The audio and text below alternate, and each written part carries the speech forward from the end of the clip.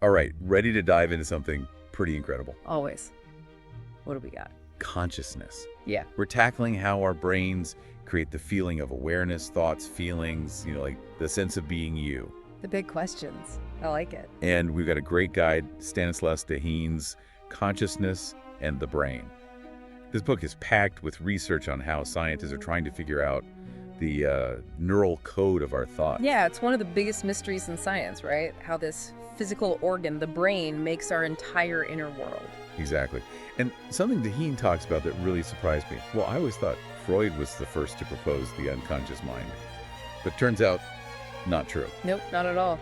The idea of unconscious mental stuff has been around for ages, actually. Really? Like how far back are we talking? Way back. 11th century, there's this Arab scholar, Al-Hazen. He was already suggesting that a lot of what we think is seeing, it's actually our brain constructing it. Whoa, hold on. So if our brains are filling in the gaps all the time, how much of what I think is real is, like, made up? Kind of freaky, but also super cool. It shows how active our brains are.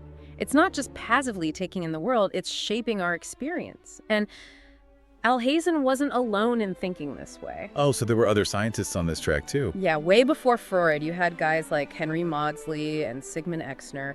They were also talking about these unconscious mental processes. Huh, interesting. So what were they saying? Well, they realized that consciousness isn't just on or off, it's more like there are degrees of it. Like a dimmer switch, you mean? Sometimes I'm super focused, other times I'm totally zoned out, barely noticing anything. Exactly. We're not always fully conscious of everything our brains are doing, and actually some of the strongest proof for this unconscious processing comes from cases where the brain's doing complex stuff without any conscious awareness at all. Now that's intriguing. Tell me more about that. Like, what can our brains do without us even knowing? One really wild example is blind sight.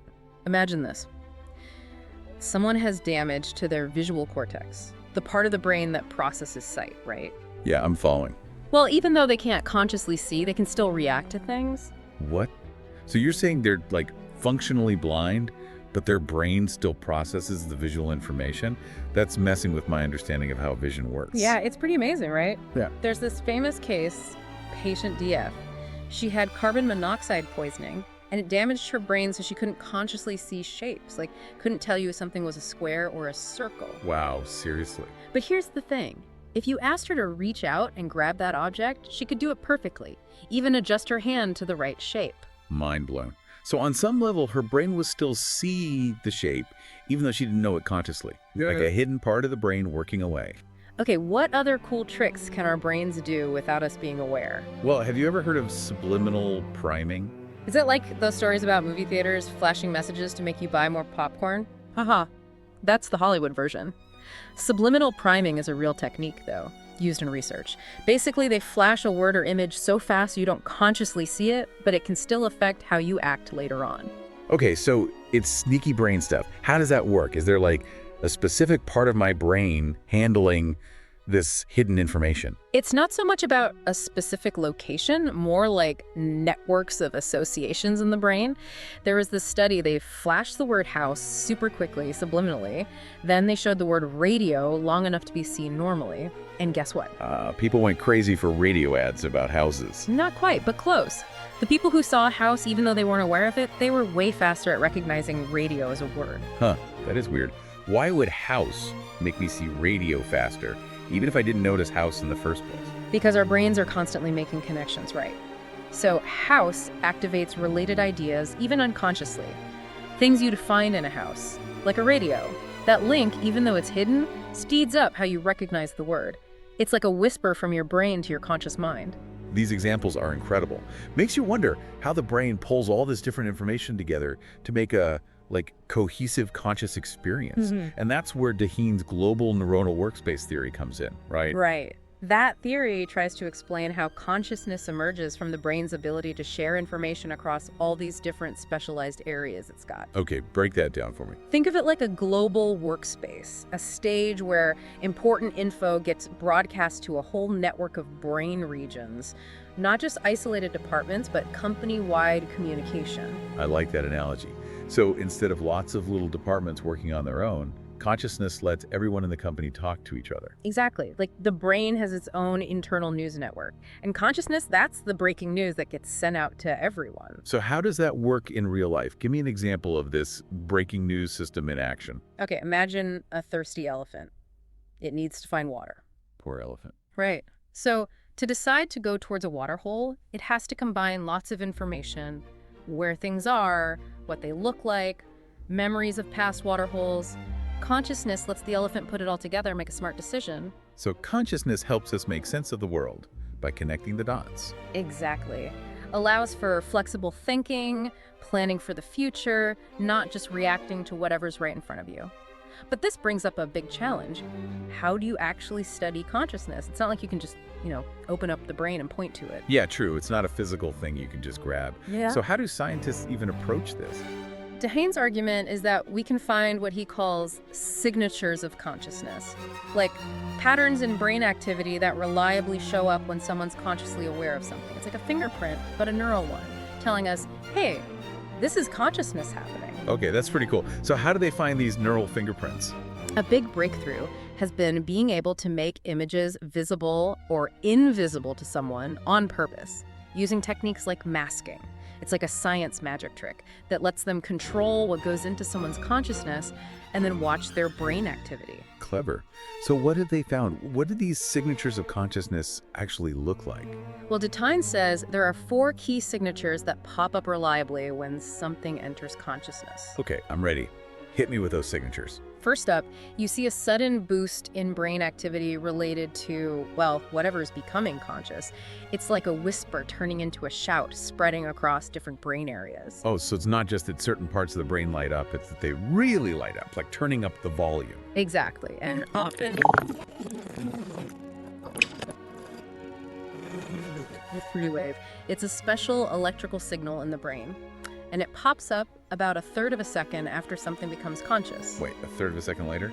You mean our conscious experience is always a bit behind what's actually happening? Yeah, it highlights that conscious perception. It takes a little time to put together. It's not instant. Whoa, that is wild.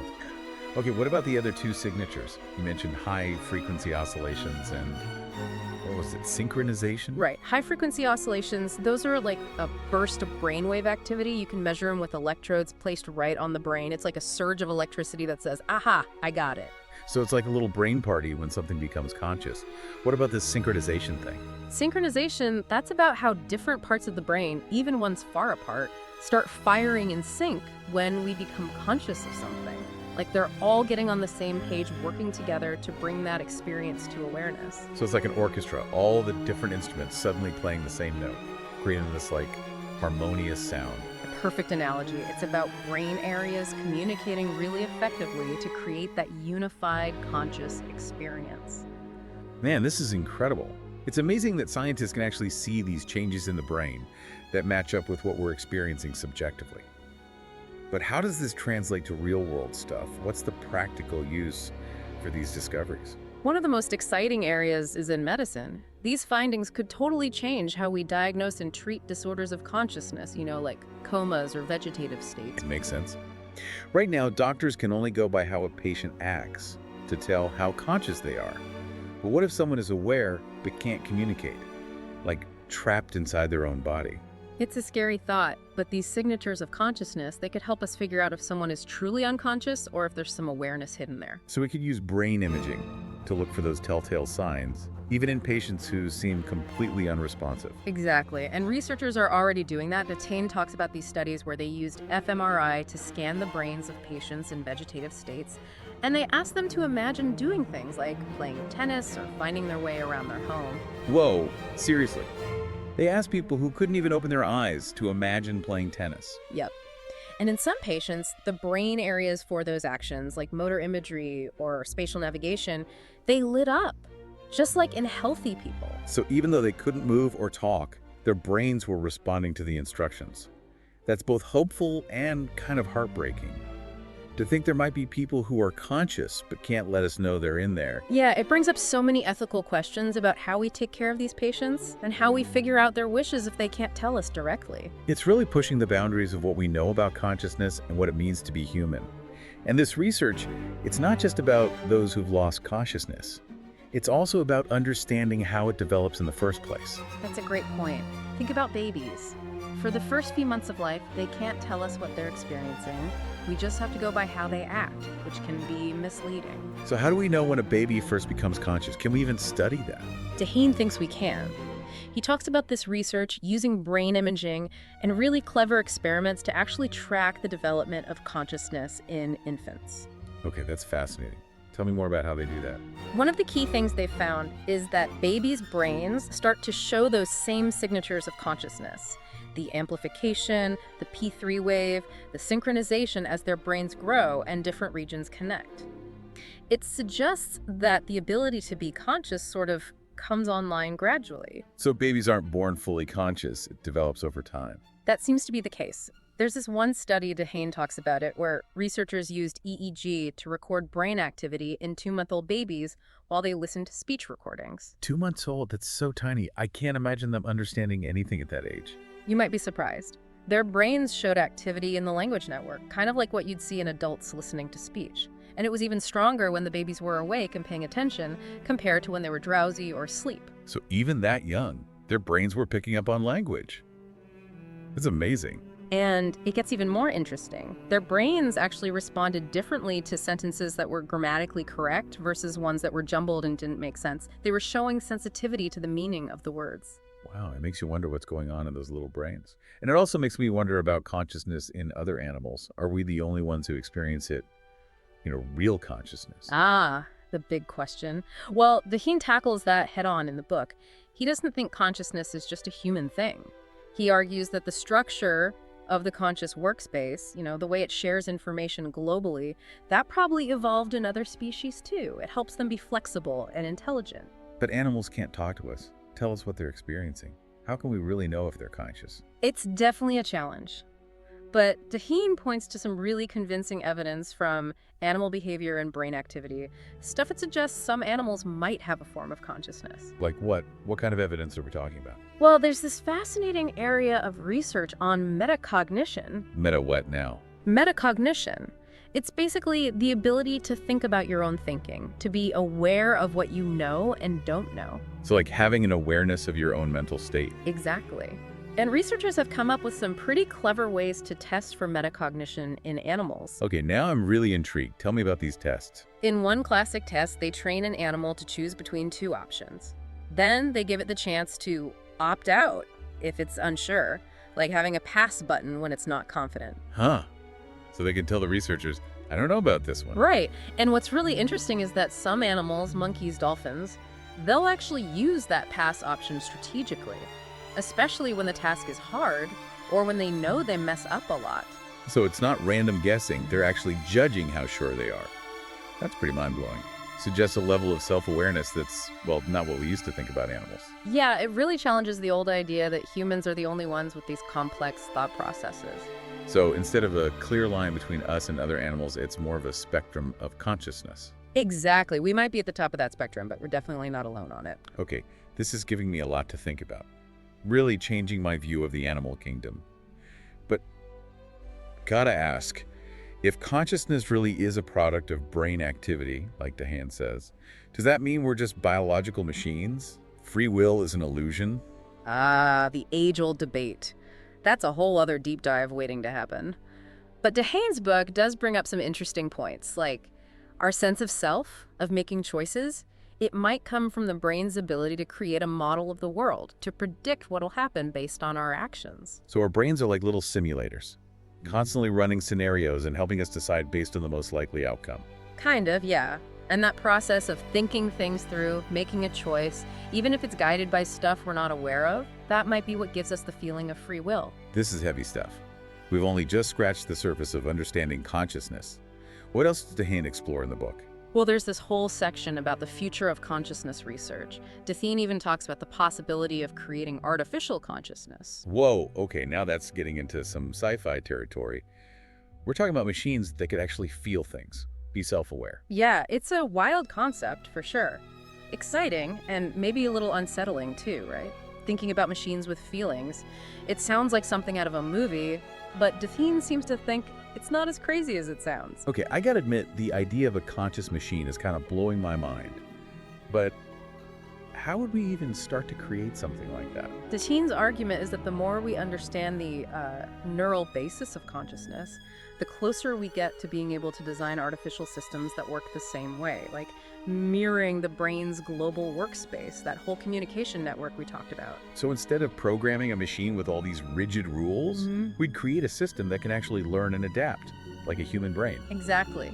Huge challenge, obviously, but some experts think it could be possible eventually. But okay, even if we could build a machine that acted like it was conscious, how could we ever know if it was really experiencing consciousness the way we do? Like, would it be genuinely feeling or just mimicking feelings based on its programming? That's the heart of what philosophers call the hard problem of consciousness. How do physical things in the brain create subjective experience? Yeah, it's like that question, if a tree falls in the forest and nobody hears it, does it make a sound? We could make a machine that talks about feelings, but can we make one that actually feels? A question for the ages, definitely. But Dehaene's point is, as we figure out the neural code, the line between a machine simulating feelings and a machine actually having them, that line might get blurry. So our whole definition of consciousness might have to change as we learn more about the brain. That's trippy. It really shows how much we're still learning. Our understanding of consciousness is always evolving as we dig deeper into how the brain works. Man, this whole deep dive has been incredible. We've gone from myths about the unconscious mind to, conscious machines. It's amazing how much we've learned about consciousness, but also how much there still is to discover. Definitely highlights the potential of science, and it's a reminder that we're really just at the beginning of understanding ourselves, So what's the biggest takeaway for you from all this? What really stuck with you? For me, it's realizing that consciousness isn't a fixed thing. It's always changing, adapting, like a river, flowing and reshaping itself depending on the landscape. Love that analogy. Yeah. And for me, it's just how much happens in our brains that we're not even aware of. Like there's this whole hidden world working behind the scenes, affecting our thoughts, feelings, actions. Kind of makes you wonder what else is going on in there. And it leaves us with so many more questions to explore. What else can our unconscious mind do? What other secrets are hidden in our brains? Exhilarating and a little scary, right? But one thing's for sure, this deep dive has left me feeling a sense of awe at just how incredible the human brain is. It really is humbling to think we all have these consciousness-generating machines inside our heads. Absolutely. And if you're as fascinated by all this as we are, definitely check out Stanislas Dehaene's book, Consciousness in the Brain. It's a brilliant look at the science of consciousness, really accessible, and it'll make you think about the nature of your own existence long after you finish reading it. It definitely has for us. So, until next time, keep those brains buzzing. And remember, the quest to understand our own minds, well, that's an adventure that never really ends.